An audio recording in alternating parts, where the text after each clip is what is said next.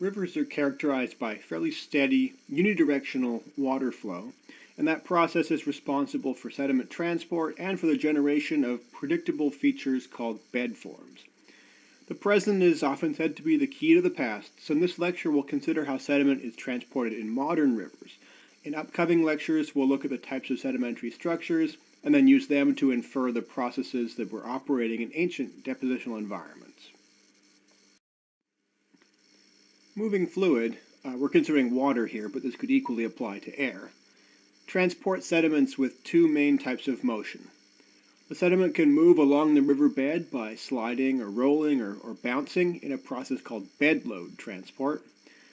The rolling and sliding motions are traction, and the bouncing is technically called saltation. Other sediment is carried in the suspended load, and suspended means that it's continuously floating in the water column without touching the bottom. That can happen simply because of turbulence, the swirling motion of the water itself, or it can happen due to grains colliding with each other. That produces something called dispersive pressure. As we'll see shortly, the suspended load tends to be finer grain particles like clay or silt, and the bed load tends to be coarser particles like sand or gravel. So grain size is a fundamental piece of information, and we're going to use it again and again to infer ancient depositional conditions. So we'll first discuss what controls grain movement, overall, but especially during bed load transport. The next set of slides will introduce some bed forms produced by unidirectional water flow. These bed forms, or at least the sedimentary structures that they leave in the rock record, are also extremely useful for diagnosing ancient environmental conditions. And in class, you'll work on determining how grain size and water velocity affects the formation of different bed forms. Let's first consider the factors that control whether a sediment particle will move in a water flow or whether it won't move in that water flow. We'll think about this spherical particle sitting on the bed. The blue lines you can see are luminescent particles moving through the water. So this larger particle, the spherical particle, will move if the forces that promote movement outweigh the forces that hinder movement. And it will sit still if the forces that are hindering the movement are greater than the forces trying to push it to move. So what are those forces? Well, the main force opposing movement is simply the force of gravity. Fluid drag, which is caused by the water flowing over the surface of the grain, is the primary force trying to move the particle.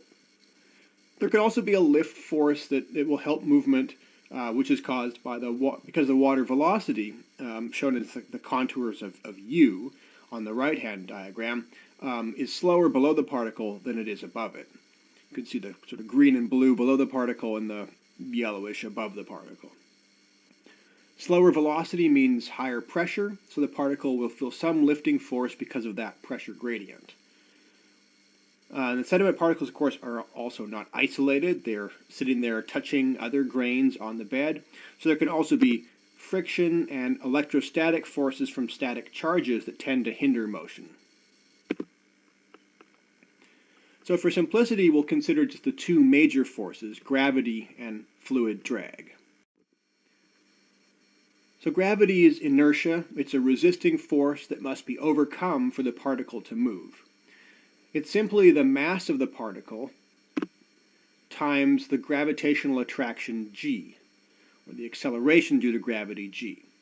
But grain mass is kind of a little awkward to work with. We typically think more about sediment in terms of its size more commonly.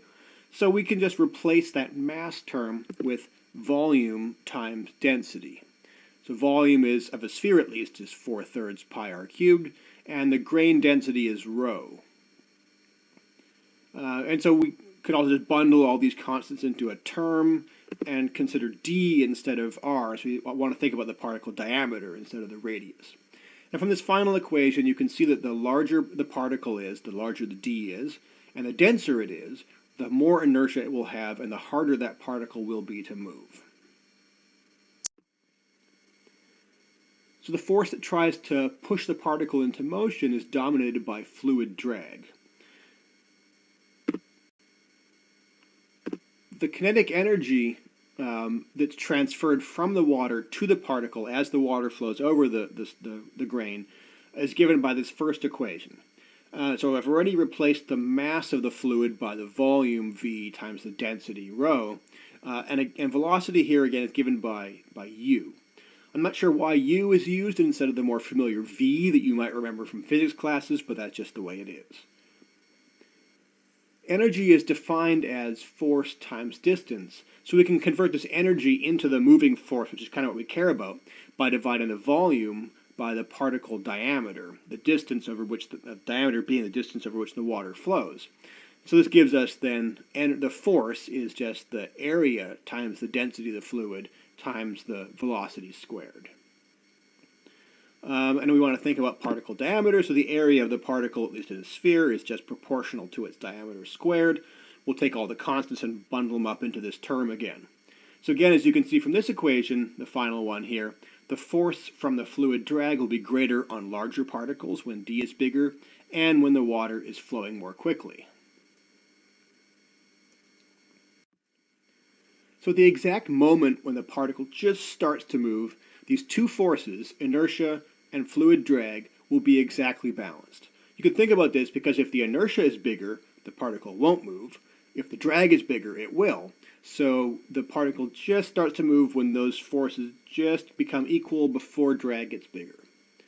So we can write this mathematical equation here, which just takes our two previous equations and says that they're equal to each other, and then rewrite that just using some algebra to figure out this term u star called the critical velocity, which is the velocity necessary to move a particle of a given size and density.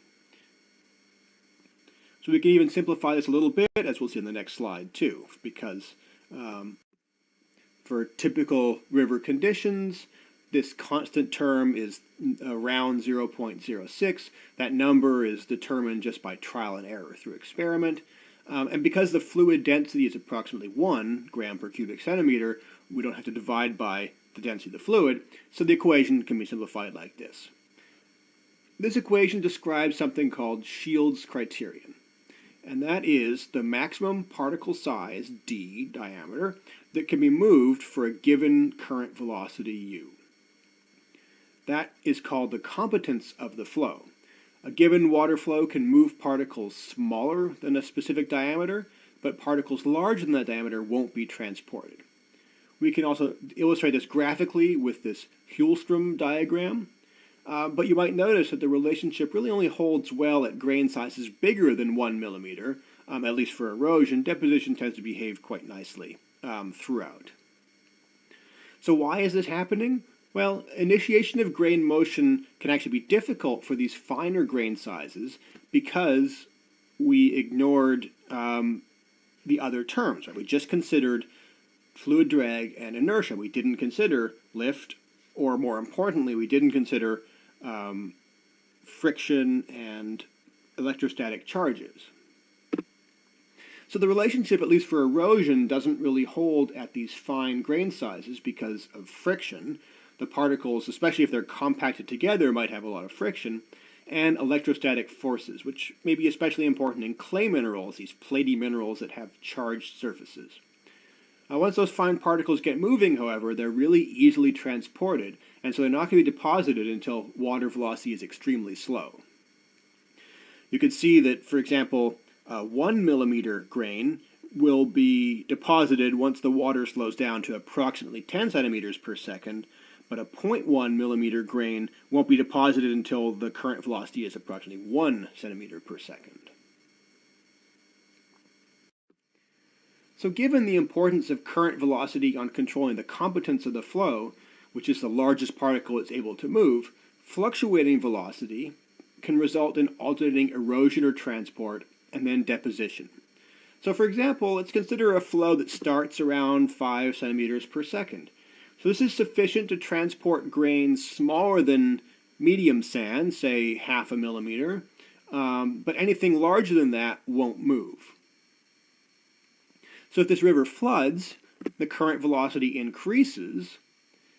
Now the formerly stable coarse sand and very coarse sand, and even some of these granules, they weren't moving before, well now they get mobilized and now they start moving.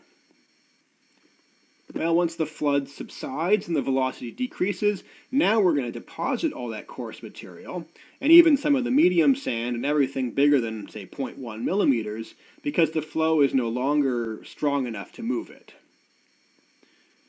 So this fluctuating velocity and the importance of water energy on transport and deposition is the main reason why sedimentary rocks are layered. And this is going to be, you'll see this in the field trips, we'll see this throughout, that sedimentary rocks are layered rocks. And that layering arises because of changes in energy levels.